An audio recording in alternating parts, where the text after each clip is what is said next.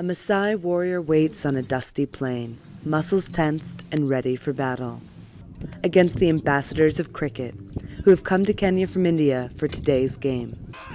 Though they've put down their spears for cricket bats, for these young men, it's about more than just the game.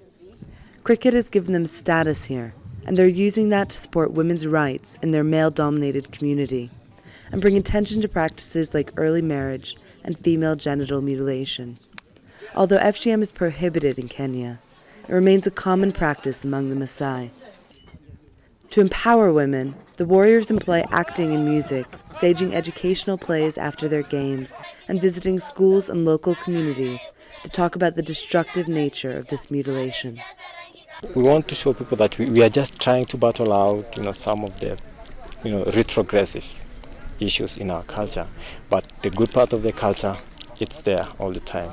So we play in our traditional, and so many people, they love watching, because it's a very unique game, and it is the only Maasai cricket team in the world. Women's rights is not the only cause the warriors fight for. Animal poaching is still widespread in Kenya, and the team dedicated today's game towards raising awareness about conservation. South African cricket devotee Alia Bauer introduced the game to the local community in 2007 while doing environmental research in the area, and she's carried that message into her coaching. In Laikipia, we do have these amazing wild animals, and we're still very lucky to have them because they've already been extinct and wiped out in other parts of Africa.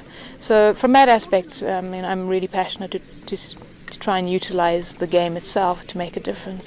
The Warriors are determined to spread their message beyond Kenya's borders.